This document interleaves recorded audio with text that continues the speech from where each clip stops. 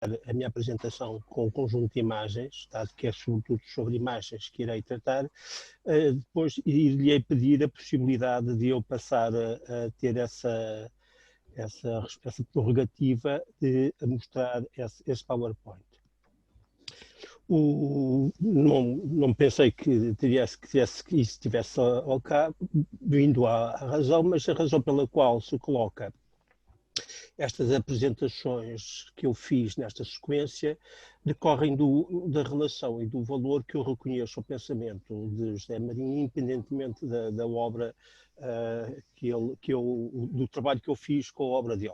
É do ponto de vista, por assim dizer, especulativo, é da determinação da história da metafísica e do pensamento ontológico ao nível europeu, que me interessa o pensamento de José Marinho.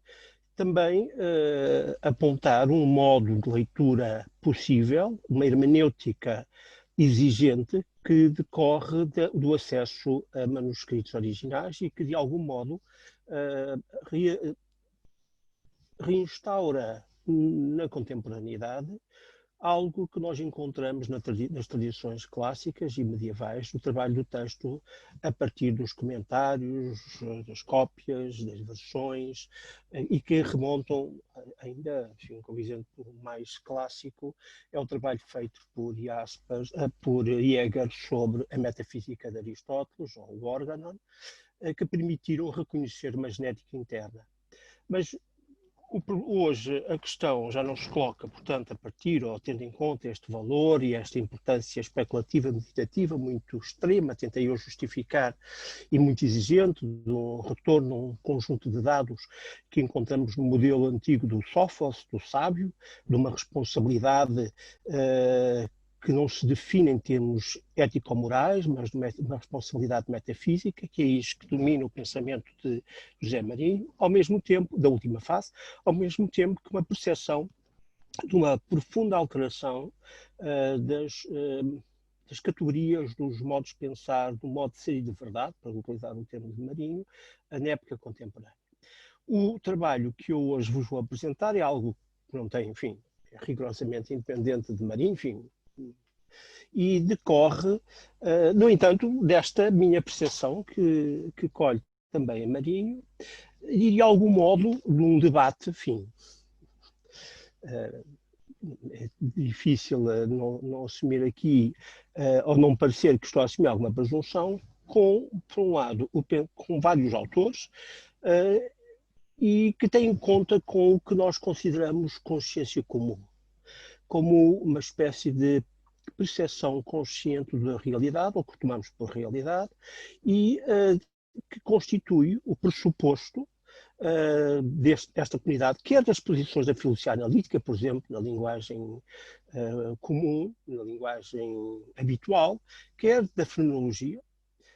Em alguns casos, por exemplo, a fenomenologia heideggeriana trata especificamente desta questão, por exemplo, na figura de Dassmann no Stereotype, e que é uma noção que mostra algumas dificuldades de compreensão porque surge inconsistente, mas, por outro lado, com outros autores de linhas muito diferentes, por exemplo, Foucault, que procura pensar as relações entre saber e poder e a constituição das sociedades de vigilância e de controle, elementos que são fundamentais para nós compreendermos a situação contemporânea.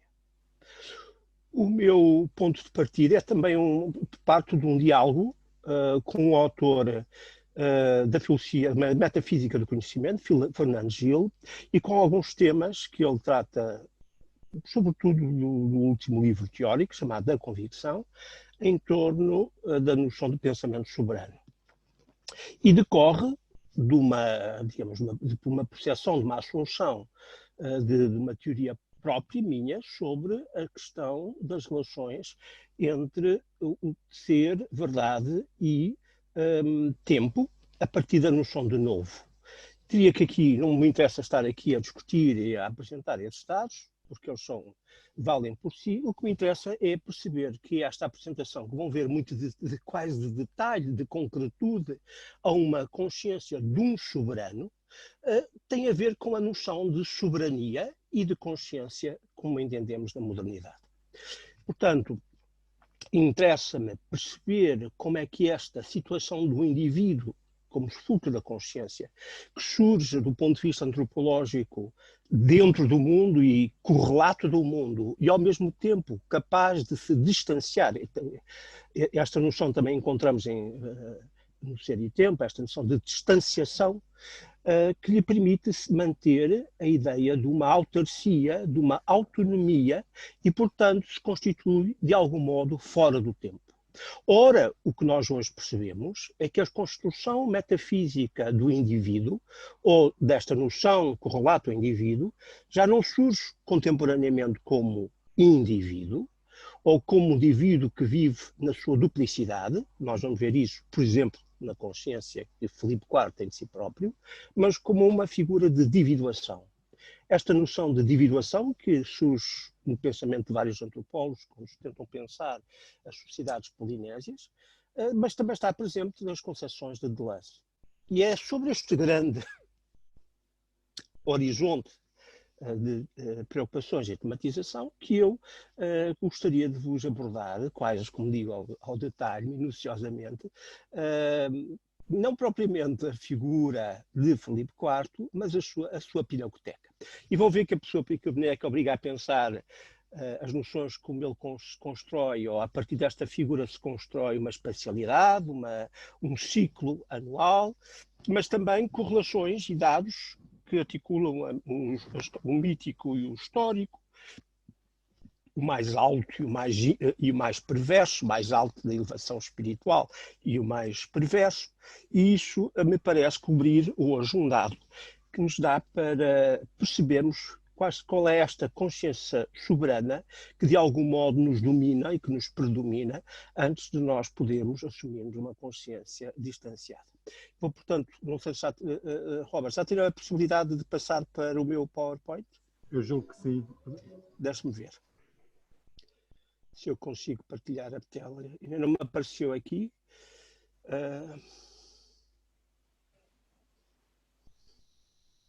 Estou a tentar passar. Já está presente? Sim. Muito bem. Já está toda a tela. Muito bem. O que me temos, de algum modo, eu começo por referenciar alguns dados importantes de Madrid, e de Madrid como capital de Espanha, que é um processo, não vou aqui fazer a história deste processo, e a partir de um acontecimento dramático que ocorre em 1784, já, portanto, na dinastia dos Bourbon, quando o Palácio Real, o Real Alcázar de Madrid, que fica na parte leste da cidade, se conhece em Madrid, sabe que essa parte que se confronta um grande declive e o rio Manzanares, esse palácio teve um incêndio ocasional e parte da sua coleção, da sua pinacoteca, ardeu. Mas esta situação permite-nos perceber de que é que estamos a falar desta pinacoteca. Estamos a falar da maior pinacoteca da Europa. Na altura teria cerca de 2.000 pinturas, dos melhores e dos mais excepcionais pintores desde o século XVI. E esta coleção, encetada provavelmente ainda por Filipe II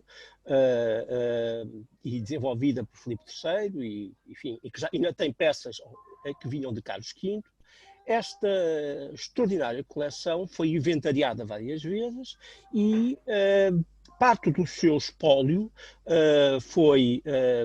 estava num outro palácio, que vai ser aqui um dos nossos protagonistas, que se chama Palácio do El Buen Retiro, que já não existe, e cuja localização coincide com o atual Jardim do El Buen Retiro, com as traseiras do atual Museu do Prado. E este palácio foi construído entre 1634, enfim, à volta de 130 e 34, portanto, num período em que Filipe IV tinha como valido, como primeiro-ministro, o Conde-Duque de Olivares, Román de Gasmont. E o importante aqui aquilo que vos quero dizer é não só percebermos que estamos a falar de uma excepcional coleção de pinturas, e quando eu digo excepcional, estamos a falar de uma coleção destes que se perderam num quadro de Tintoretto, Veronese, Rivera, Bosch, Bruegel, Van Dyck, El Greco, Leonardo da Vinci, D'Urbino, Correggio. Perdeu-se também um retrato equestre de Rubens, um outro retrato equestre de Velázquez. Algumas coisas foram recuperadas e, enfim, neste conjunto, enfim, nesta lista, por exemplo, é o retrato de Carlos V em Mühlberg, que dá uma cópia nos Uffizi de Florença, e temos uma listagem que nos permite perceber esta extraordinária coleção e, portanto, a importância que tem as construções das pinacotecas para a consolidação do poder simbólico dos reis e, de algum modo, vai desenvolver, é isso que nos diz, por exemplo, o embaixador inglês Farnon neste período, que outros grandes de Espanha iniciam pinacotecas, por assim dizer, num processo de emulação de combinação. Dentro desta coleção que estava a Las Meninas, enfim, um quadro de Velázquez de 56-57, Mercúrio e Argos também, um ciclo mitológico. Velázquez tinha, neste palácio, estava exposto à obra que lhe tinha, de algum modo, iniciado a sua carreira como pintor da corte, e não é só pintor da corte, ele era o logista, o homem que geria, e isto é muito importante num processo que se revela neste quadro Las Meninas. Velázquez é de uma família de origem portuguesa, mas que não era nobre, e aspirava à nobilitação. E neste quadro ele faz pintar com o hábito da Ordem de Santiago, que exigia a pureza de sangue e o que significava também e uma fidalguia, isto é, ele não podia exercer ofícios manuais. Ora, em certo sentido, a pintura era um ofício manual e, portanto, para ele ser nobilitado, ele tinha que ter um outro ofício. E isto que é muito curioso desta transformação, digamos, sociológica ou social, de status, de alguém que hoje vemos como um grande pintor, mas que não podia ser, isto é, não é reconhecido como grande, mas é reconhecido pela sua profunda amizade com o próprio rei. No quadro Las Meninas, que conhecem, enfim, que abre Limoux e Lixotes, as palavras e as coisas de Foucault, onde se vê o rei representado em espelho com a rainha Mariana de Áustria e a filha Margarita Teresa em primeiro lugar, com várias amas à volta, um cão,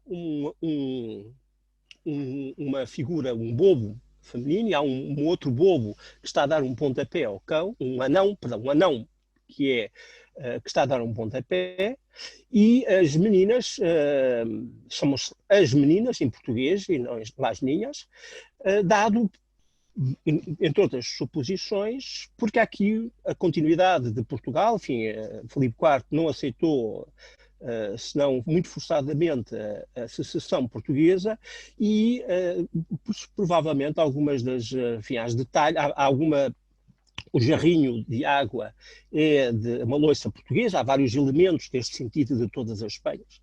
Mas o que importa aqui neste quadro é a compreensão desta qualidade desta pinacoteca para a qual Velázquez ordenou, isto é, encomendou, sugeriu, pintou, viajou à Itália várias vezes para conhecer e recolher pintura. Neste quadro, também, que estava nesta coleção, nos últimos quadros, não sabe se de Velázquez, se alguém da sua escola, nós vemos um dos outros temas que aqui aparecem, o anão, vestido como um aristocrata, com um cão. Iremos ver o que é que significa no pensamento desta época, que é intencionalmente, enfim, é um gongórico, enfim, um gongora, e quer ver, o conceptualismo exige uma desconstrução dos significados de todos estes dados, mas aquilo que, de algum modo, para vos terminar esta primeira parte, é tomarmos consciência, em primeiro lugar, destes dois lugares fundamentais. O Palácio de Alcázar, que fica nesta mancha à esquerda, e o novo Palácio de Albuquerque Retiro, que é construído neste período. E, ao mesmo tempo, dá-vos conta desta questão fundamental de uma Madrid encerrada em muralhas, que expandiu até o máximo desta área. Não era possível construir onde é hoje, por exemplo, o Passeio da La Castellana, que é esta a margem direita, e, portanto, a cidade foi subindo em altura. A altura média dos edifícios desta Madrid seiscentista é muito superior ao habitual, dado que não era possível construir fora de muralhas. E, de algum modo, o palácio, construir este palácio fora foi um dos passos para uma nova para uma nova expansão urbana da cidade. E neste momento, neste período histórico, o Real Sítio de El Buen Retiro expandia-se num horizonte larguíssimo para fora, para o campo ainda agricultado, e era composto por por extensos canais, lagos, um jardim botânico, uma espécie de jardim zoológico, uma gaiola de palas exóticos, locais de batalhas navais e, sobretudo, de representações teatrais, de festas galantes. Enfim, este palácio, que foi oferecido ao rei pelo Conde Duque de Olivares, que lhe cedeu o terreno e organizou a coleção, para este palácio são encomendadas cerca de 800 quadros. 800 quadros. E este palácio vai ser construído, aliás, em materiais relativamente pobres, não em pedra, mas em tijolo, e irá ser depois destruído, enfim, durante as guerras napoleónicas, com a invasão de franceses e depois a intervenção inglesa no início do século XIX. Este palácio praticamente desaparece, ficam apenas dois pequenos pedaços, dois núcleos, duas aulas, que já eu irei dizer quais, uma delas correspondente ao sítio do teatro, de Cafón, onde se deram inúmeras representações teatrais, e uma outra aula muito importante, o Salão dos Reinos, do Salão dos Reinos, que era uma sala de recepção de embaixadores, nos quais foi pensada uma decoração de aparato. Mas, portanto, o meu interesse não é tanto em chegar à consciência do soberano a partir dos seus escritos, porque Filipe IV escreveu, por exemplo, um epílogo autobiográfico que acompanhou uma da sua tradução da História de Itália de Guicciardini, portanto é uma história clássica em vários volumes, que tinha sido iniciada anteriormente e que ele faz o empenho de terminar, apesar das suas múltiplas funções, e nele ele dá conta da sua visão do mundo, onde a política e a religião são fundamentais. Ele sente-se como o defensor, o braço armado da Igreja Católica, mas ao mesmo tempo ele dá conta, noutras cartas, e sobretudo em cartas dedicadas a duas personagens fundamentais, duas confidentes femininas, a Soror Maria de Adrega e uma outra senhora, Luísa de Jesus, com os quais ele vai estabelecer relações epistolares da maior importância. E, aliás, Maria Jesus de Adrega vai ser uma das conselheiras fundamentais. Esta senhora é uma figura interessantíssima. Ela não vai ser santificada, mas vai ser beatificada, mas vai ser considerada como venerável, porque ela dedicava-se à evangelização dos índios da América, no Novo México, por exemplo, por um fenómeno de bilocação. Aquilo hoje que me parece um absurdo, mas um dos traços desta senhora é que estaria em Espanha e, de algum modo, ela é vista e é reconhecida estando no Novo México. Também há fenómenos de levitação. Mas não é esta dimensão estranha, mística. Espanha habitou-nos na história a ver muitas destas estranhezas que nos interessa. É nas cartas que nós podemos perceber que Filipe IV, tendo absoluta consciência desta sua função de soberano, se mostra um homem particularmente inseguro, hesitante, com uma consciência da queda e da falta, desassossegado com os seus pecados. Não os pecados, por assim dizer, reais. E nós vamos ver que, do ponto de vista moral, é estranha a figura de Filipe IV, mas daqueles que ele nem sabe quais. E essa responsabilidade destes pecados que ele ignora deixa-no muito inseguro perante Deus. Portanto, também não interessa estudar digamos, a personalidade a partir da história dos seus retratos. Enfim, só de Velázquez ele terá, são dezenas de retratos que Velázquez faz do rei, que se torna amigo, tão amigo que, enfim, quando voltaremos ao quadro Las Meninas, vos explicarei esta relação de grande proximidade entre ambos. Também não me interessará ir explorar todo o conjunto de relações familiares próximas. Nem as duas, a mulher que ele amou profundamente e que está, por exemplo, na história de Torrente de Balaster, do rei pasmado, o rei que quer ver a rainha nua, a Isabel de França, de qual lhe vai dar dois filhos que ele amará extraordinariamente, Maria Teresa e Baltasar Carlos. Depois da morte de Baltasar Carlos, com varíola, com 16 anos, ele perde um herdeiro masculino e o Império Espanhol fica numa situação particularmente frágil e ele vai casar com a noiva prometida a Baltasar Carlos, que é a sua sobrinha,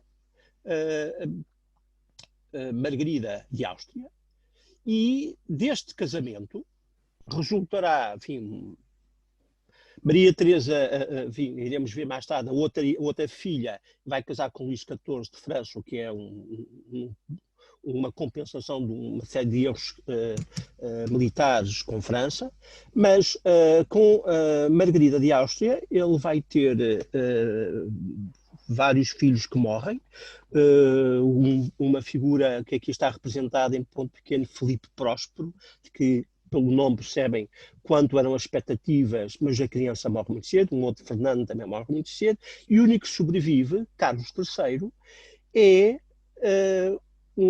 alguém com uma profunda deficiência física, cognitiva e moral. E Carlos III vai levar ao final da dinastia dos Habsburgos em Espanha. Não irei aqui aprofundar este dado, mas olharei agora para as figuras da esquerda e para a história das múltiplas relações extraconjugais que Filipe IV irá ter. Sobretudo, enfim, ele irá ter com aristocratas, com artistas, com mulheres belas de qualquer condição, e julga-se que terá tido 30 filhos destas relações.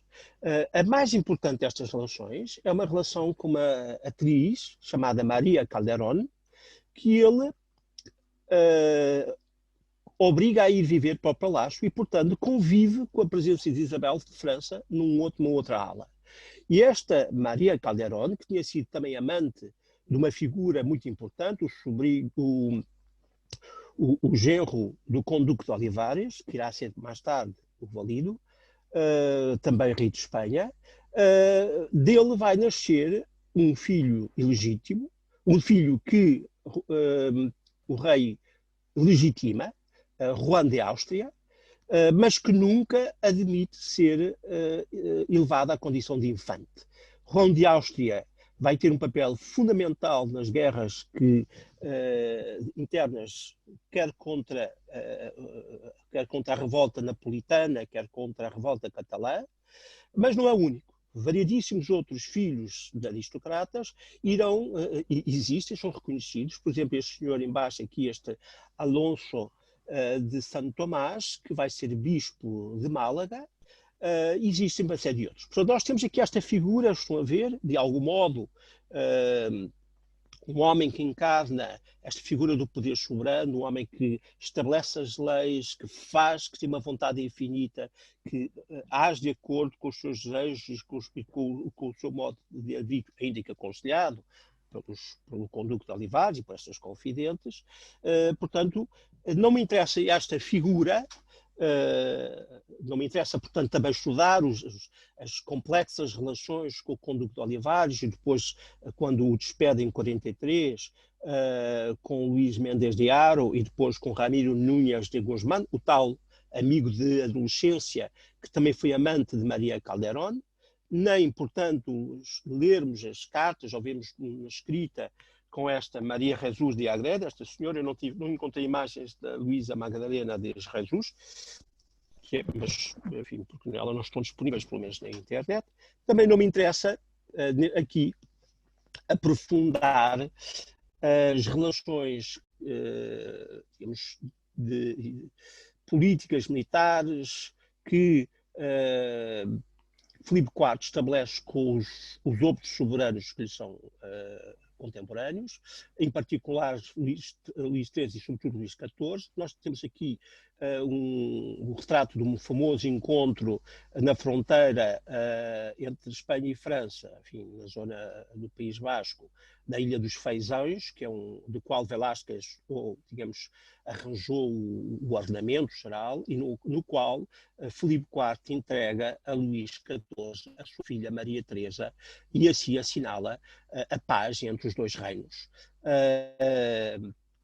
Este é o caso do Tratado de Westfalen. Não me interessa, portanto, estudarmos a figura política muito complexa que Filipe IV tem neste período. Eu irei antes para uma visão, digamos, lateral, dialética, vendo, portanto, o seu contributo em termos de construtor de espaços e construtor de uma certa temporalidade, e a partir dos palácios que ele vai construir.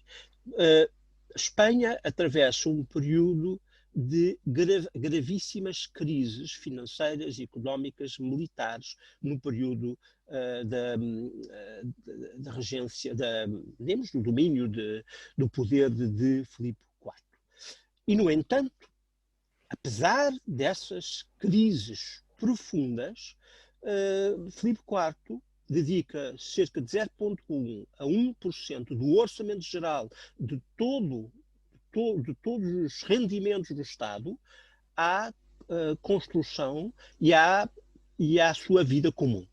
E isto suscitou inúmeras revoltas e críticas da população, e também perseguições e rejeições, mas este volume de renda permite-lhe, portanto, construir estes palácios, de que vos irei não só apontar mas também outros palácios que são muitas vezes acompanhantes do seu grande desporto, que é a caça, de Valsaín, de Vacia Madrid, de Zarzuela, que ele entrega e que também entrega ao seu irmão Dom Fernando, que é vice-rei da Flandres, que é o Cardeal Infante, e também um palácio que ele restaura e começa a construir com maior extensão, que é o Palácio de Aranjuez. Nesta época, apenas uma pequena parte estava construída. O projeto digamos, do arquiteto fundamental que trabalha para Filipe IV, Juan Gómez de Mora, incluía, portanto, 2 alas, que depois irão ser construídas posteriormente, e este palácio também tinha uma galeria de pintura dedicada sobretudo às paisagens. Depois a organização do espaço, que é um espaço com muita água, se conhece o Jardim de Aranjuez, é um espaço onde há um ordenamento do território modular, a construção de uma cidade ideal, mas isso é outra questão que não nos interessa, porque eu aqui faço-vos apenas algumas imagens para percebermos de que é que estamos a falar. São tentativas de reconstituição do que é que seriam estes palácios. E também esta ideia, que hoje é clara, de que estas casas estes palácios, estes sítios reais, estabeleciam um ciclo anual de estadias.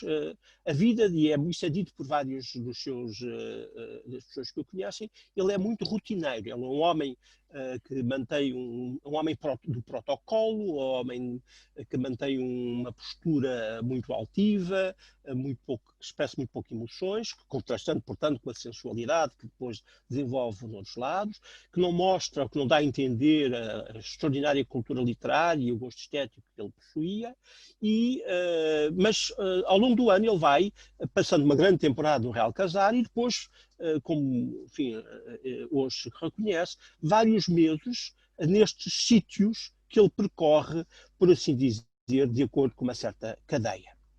Ora, aquilo que eu vou, em primeiro lugar, tentar reconstituir, não só é a Pinacoteca del Buen Retiro, mas também a Pinacoteca de um ou outro palácio que fica El Pardo.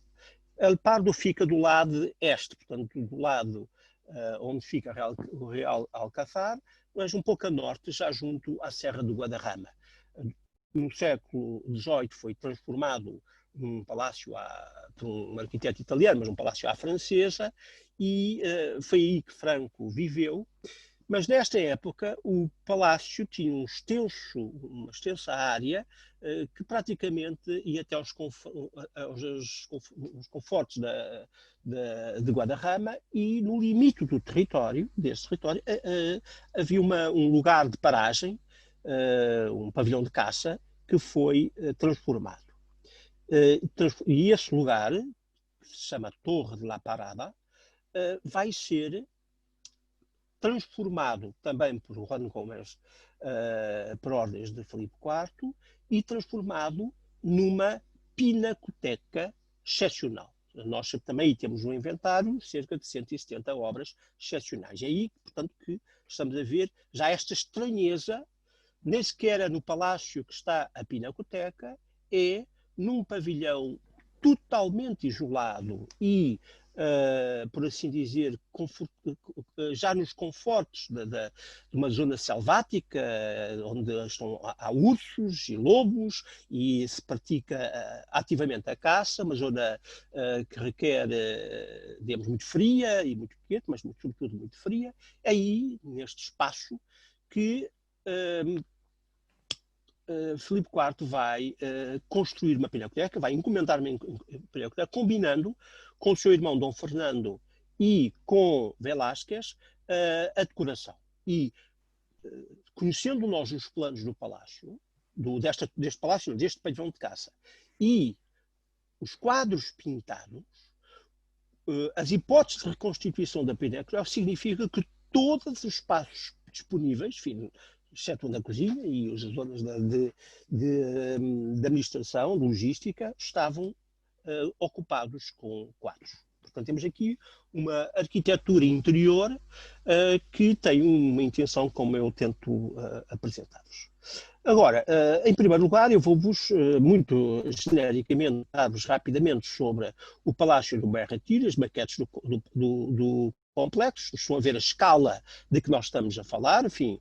Ainda não estamos, reparem que Luís XIV ainda não nem pensou ainda o Louvre, mas já estamos a uma escala, digamos, monumental, e com inúmeras, como os tais lagos, as zonas de recreio, zonas que permitem navegar, os sítios, digamos, que são regimes de alimentação especial para certas plantas. Portanto, nós temos aqui já, digamos, o correspondente digamos, ao Salão de Curiosidades, ou às curiosidades científicas extraordinárias. Temos também já esta ideia de recolher os pássaros e os animais excepcionais que vão sendo, portanto, colecionados. Temos aqui uma ideia de um colecionismo primário. Depois, enfim, no meio deste local havia uma pequena igreja chamada Igreja de Santo António de los Portugueses, que aliás vai ser mantida quando os franceses resolvem destruir o palácio e usar as suas pedras, os seus tijolos, para construir uma fortaleza nas defesas de Madrid contra os ataques ingleses. esta é a situação do atual Salão de Reinos, que coincide com o Ministério do Exército, ou que é o Ministério do Exército. Isto, na parte de baixo, o que verão, enfim, é a reconstituição do que seria a decoração. Houve uma tentativa em 2005, uma exposição que tentou remontar, a partir das reservas, remontar esta exposição. Ultimamente houve um concurso entregue a Norman Foster que tem exatamente esta mesma intenção, reconstituir a partir do Ministério do Exército este pedaço do antigo Palácio do Bom Retiro. Mas isso aqui é um detalhe. O que nos interessa aqui é nós percebermos qual é a intenção, o que é que desta pinacoteca nos interessa perceber. Como eu disse, ela é muito extensa, 800 quadros, que foram, na altura, há aqui, claro, esta ambiguidade, quem é que manda o quê, mas a grande parte das escolhas foram feitas, provavelmente, pelo Conde Duque de Olivares, que pede a vários dos vice-reis de Espanha, na Flandres, na Sicília, e embaixadores em França, que recolham e que encomendem e comprem peças fundamentais, mas há depois um programa que é aqui fundamental. Neste salão, há uma visão da imagem com que o rei Filipe IV quer aparecer. Os anos 20, 30 do domínio de Filipe IV foram particularmente vitoriosos. E, portanto, no Salão dos Reinos, que tinha pintado os 24 brasões dos reinos que estavam sobre a égide do rei Planeta, do rei El Grande, ainda que houvesse a noção de império, mas Filipe IV nunca se assumiu como um imperador. Reparem que o seu primo se reclamava do Sacro Império Romano-Germânico. Mas aqui estão os retratos equestres da família real, pintados por Velázquez, um conjunto largo de quadros que pintam os sucessos militares, depois de Zurbarán, os trabalhos de Hércules, vários quadros dedicados ao ciclo da história romana, e enfim isto já não é só dentro do Salão dos Reinos, paisagens da antiguidade clássicas ou classicizadas, e depois, provavelmente nos aposentos da rainha, bobos chamados hombres de placer e locos discretos, ambos de Velázquez. Se nós vimos rapidamente as imagens, estes são as pinturas, por um lado, de Filipe III, pai do rei, e de Margarida de Áustria, sua mãe, que ensinavam os topos desta sala, e depois, são os dois quadros de cima, e depois embaixo, o próprio Filipe IV, Isabel de Bourbon e o jovem Baltasar Carlos, todos a cavalo, todos tendo por fundo uma paisagem natural de várias regiões de Espanha, mas onde eles assumem este domínio e esta prevalência de condutores de cavaleiros. Depois dos quadros que aqui surgem, enfim, não só estava o Conde Duque de Olivares, não é muito claro qual era a relação dele, se ele estava na sala, se estava na antecâmara. Depois, vários dos quadros das batalhas que os espanhóis ganham neste período. A famosa rendição de Breda contra os holandeses sublevados, a vitória de Dom Fernando contra os suecos e alemães em Rheinfelden, a restituição da Bahia, que tinha sido ocupada pelos holandeses, um bombardeamento de Nápoles, que tinha acabado com a sublevação,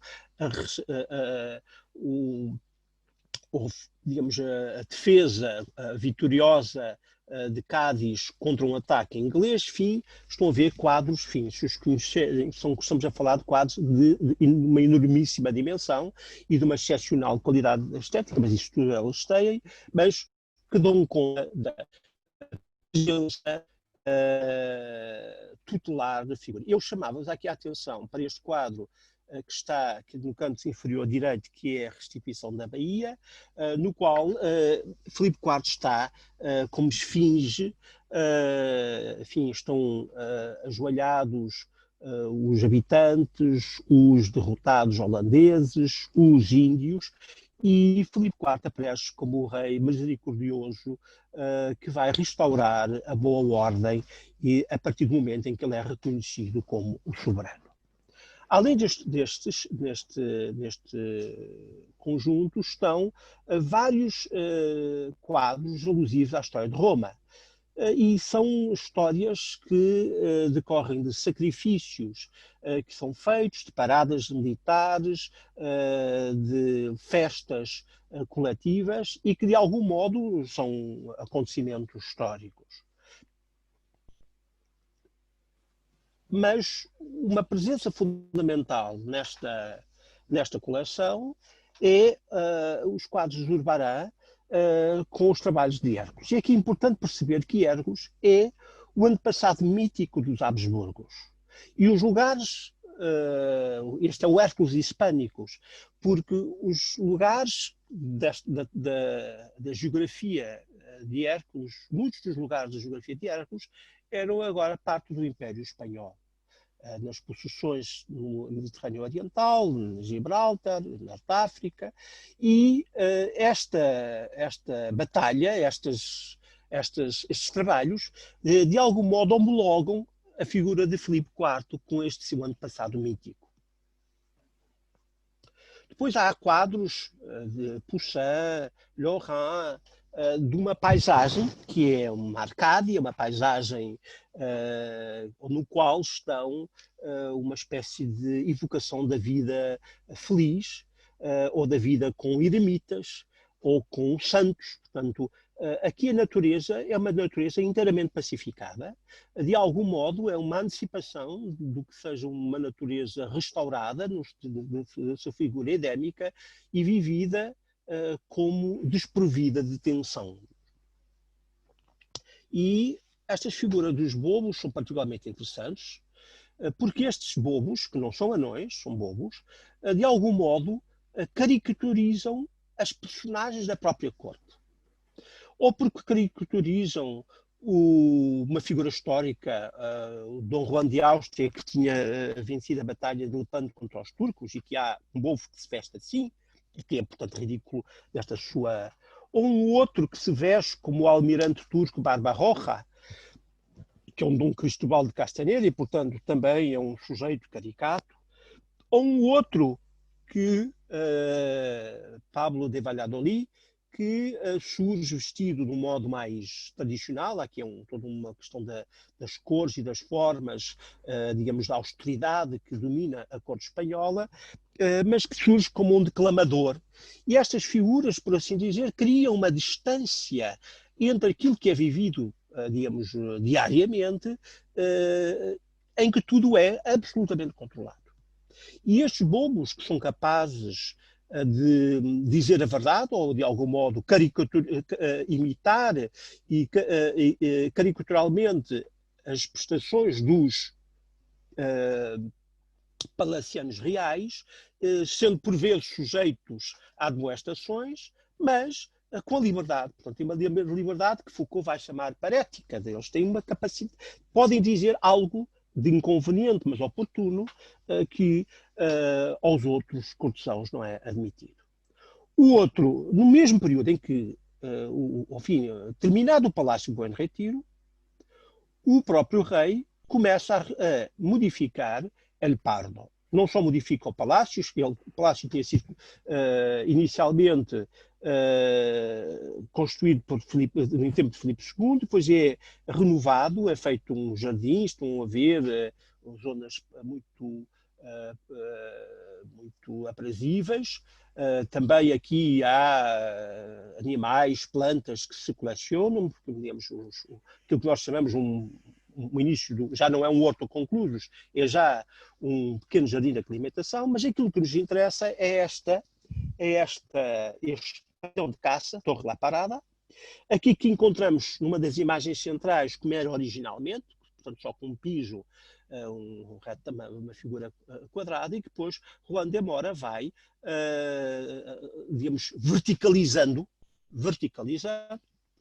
e dotando um segundo piso, de uma torre. Nós temos até a reconstituição, digamos, do andar principal. Não tenho aqui tempo de vos explicar toda aqui esta questão do oratório, do quarto do rei, do salão do rei, que é também temos toda uma outra escala, e também um caráter muito curioso, que é a situação atual da Torre La Parada. A Torre La Parada está nesta ruína. Aliás, é acessível. É acessível. Provavelmente esta era a imagem, porque é, enfim, o que ela podia ter, o tal Torreão. E aqui o que nos interessa é ver o que é que estava composto nesta pinacoteca.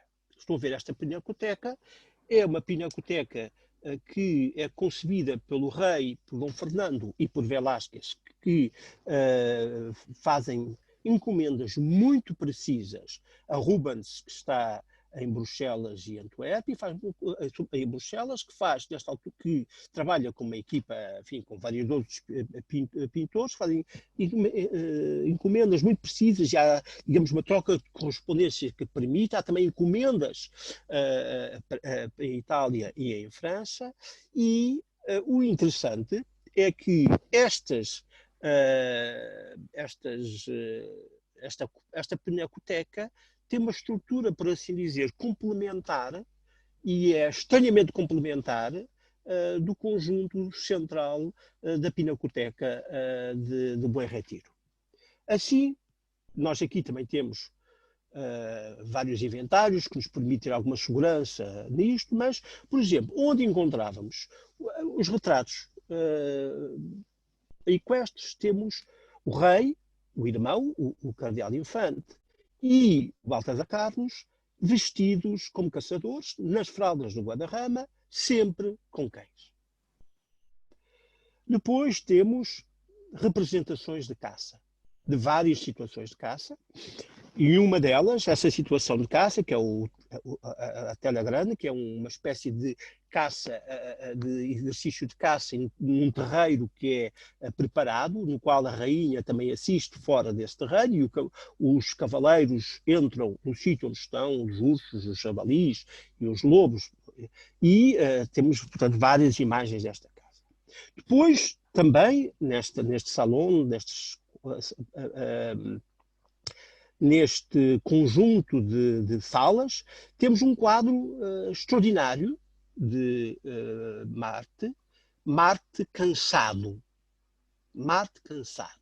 Estamos aqui a ver não um homem, não um Marte glorioso, mas um Marte meditativo, reflexivo, que tem até, digamos, o ornamento de cabeça próprio dos trios reais, mas vê-se que é um homem, digamos, atlético como um militar, mas de algum modo tem aqui um momento de reflexão.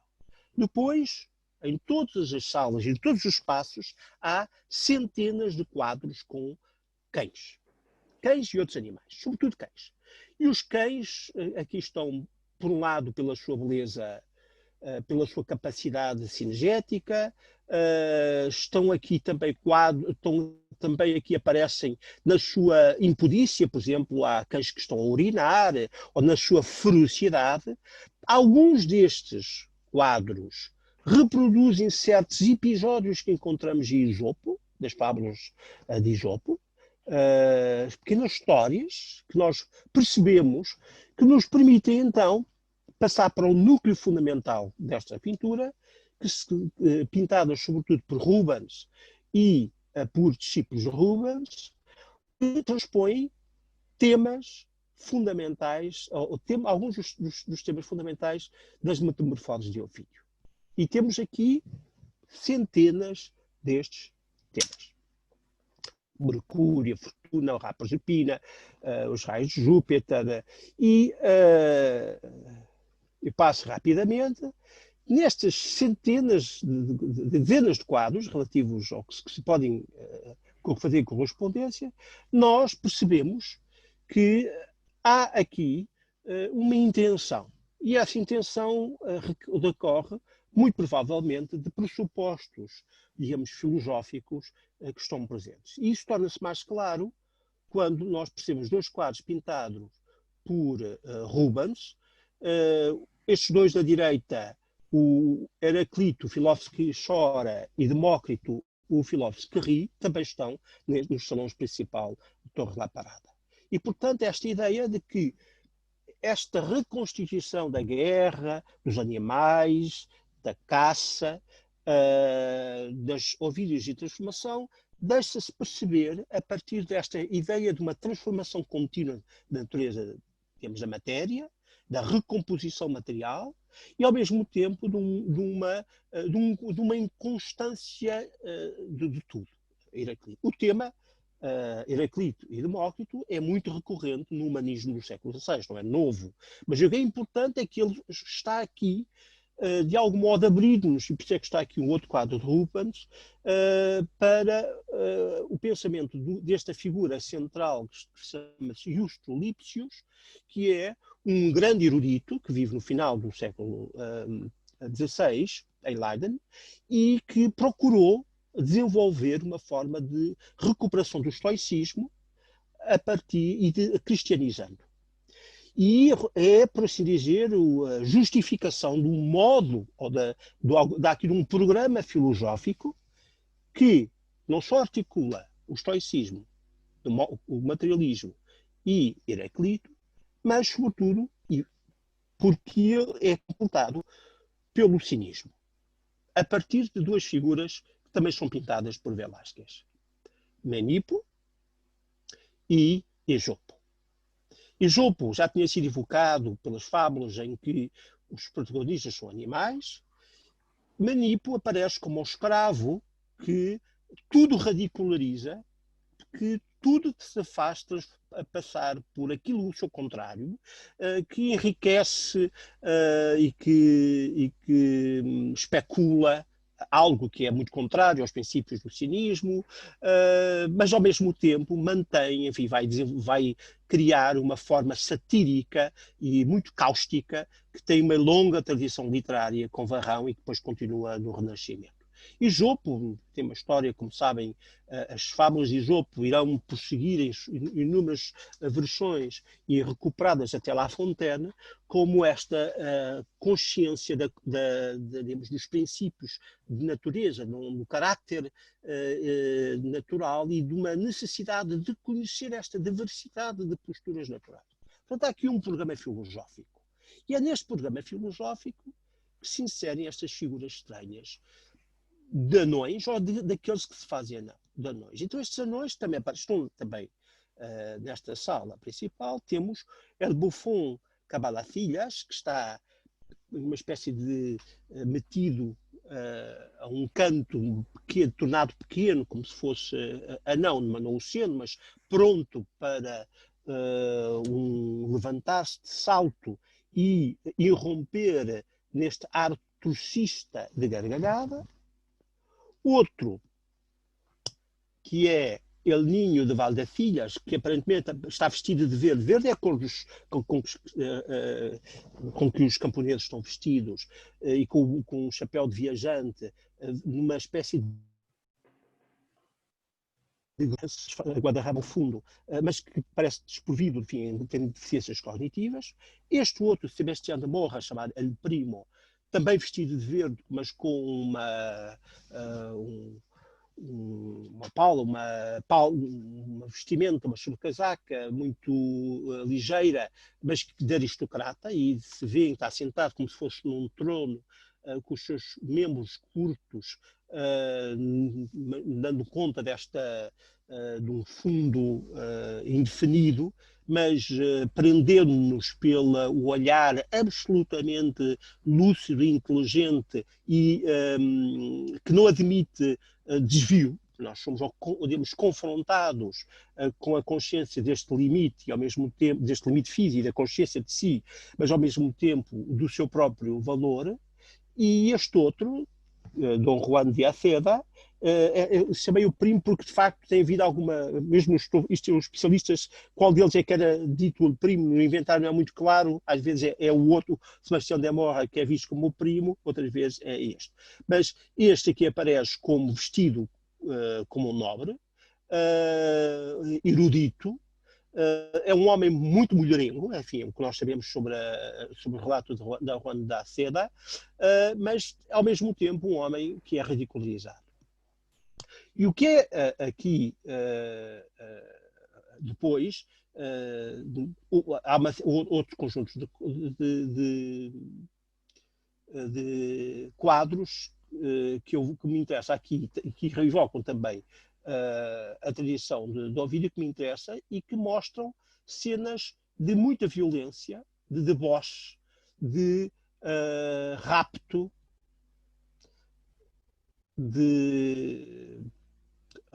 estupro, todas as variações eróticas, amorosas, que estão contidas na tradição. Por exemplo, temos a caída de Ícaro, a caída de Faetón, variadíssimos. A figura de Narciso, a serpente, o rapto de Sabina, a figura de Saturno, de um sátiro, tudo. O rapto de fogo, por exemplo, todo um conjunto de transgressões de toda espécie, vividas a partir dos textos de Ovídio, nesta configuração mitológica. Enfim, alguns destes já vos tinha mostrado. E a minha proposta de leitura é, digamos, mostrar que estes dois conjuntos têm, por assim dizer, uma correspondência.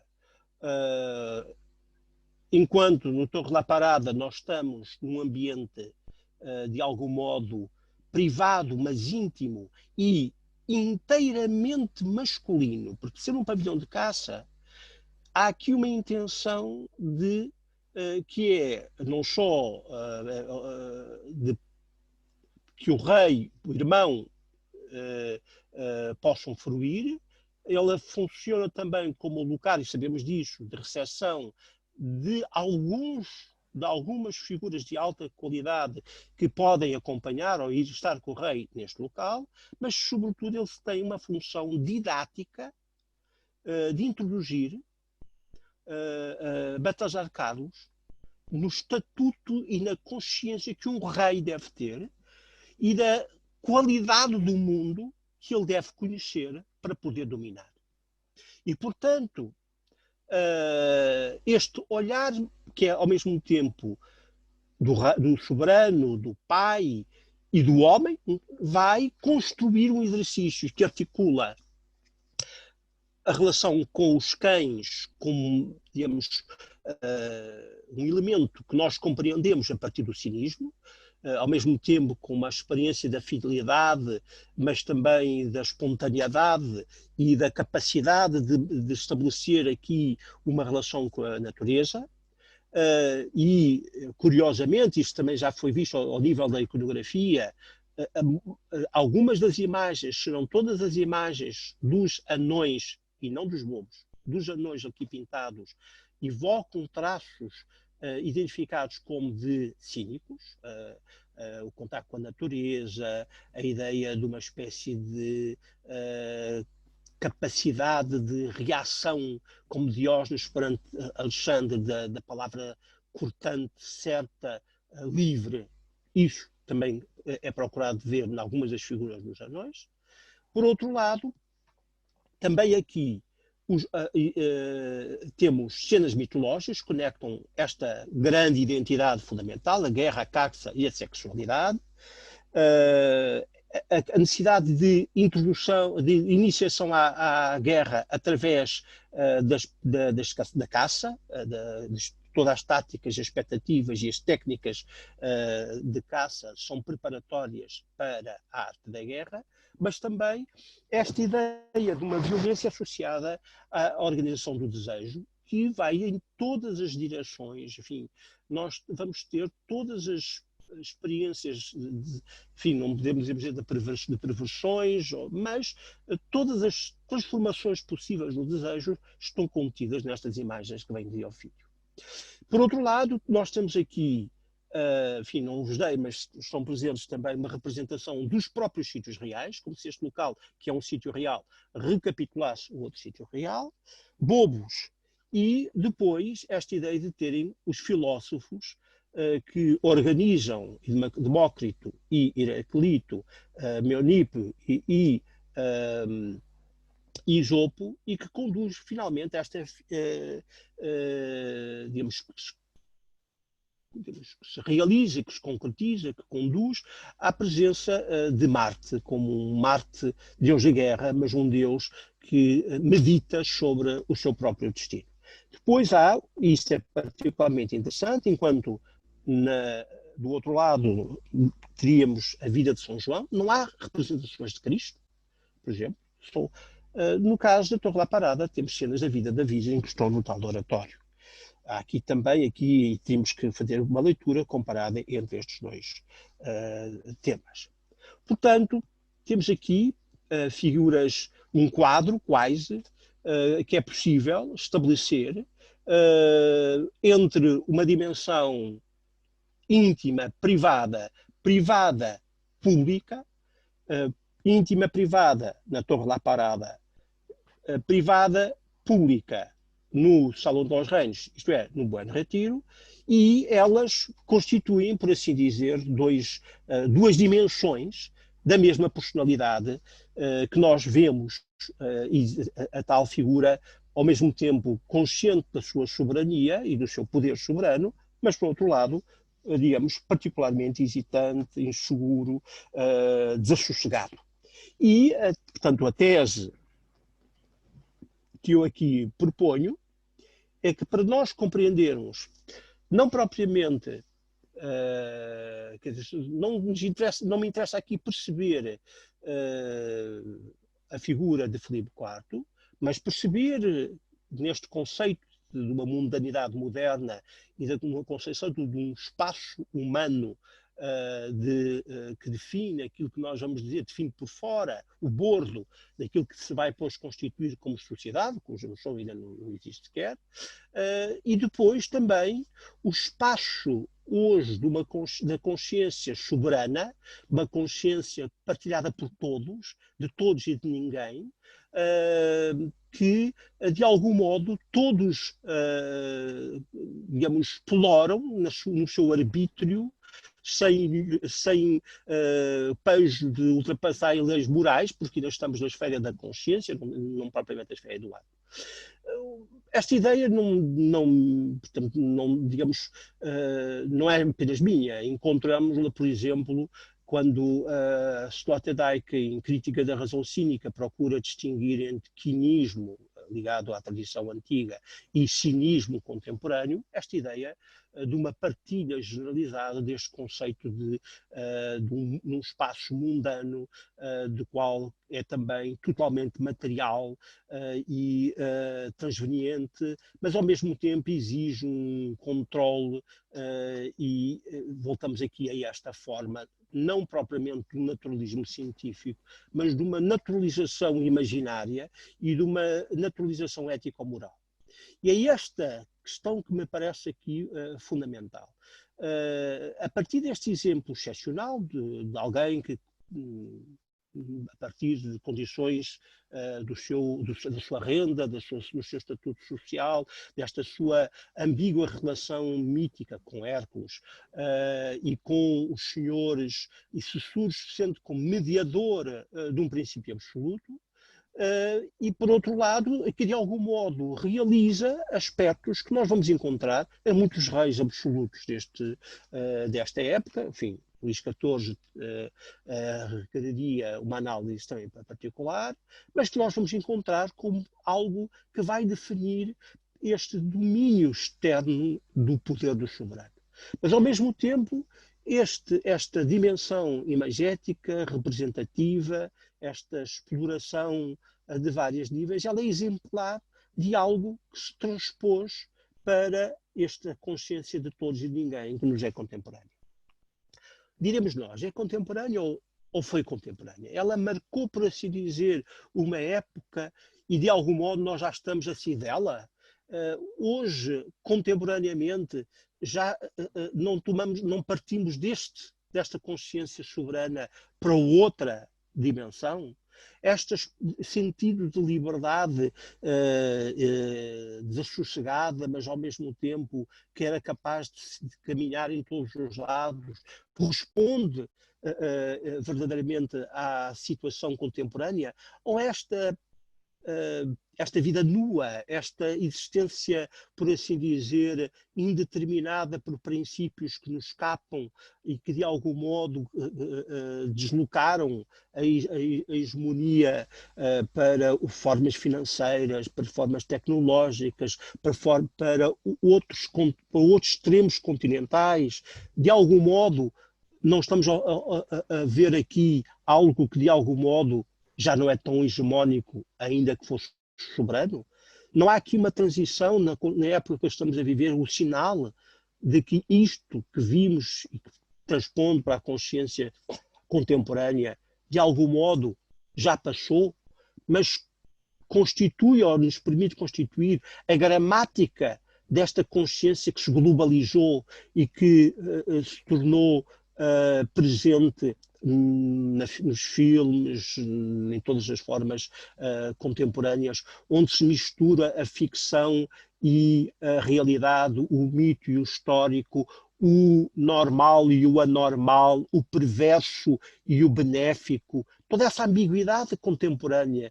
Não se encontramos aqui um modo de perceber a sua gramática? É esta a interrogação que eu vos deixo. Muito obrigado.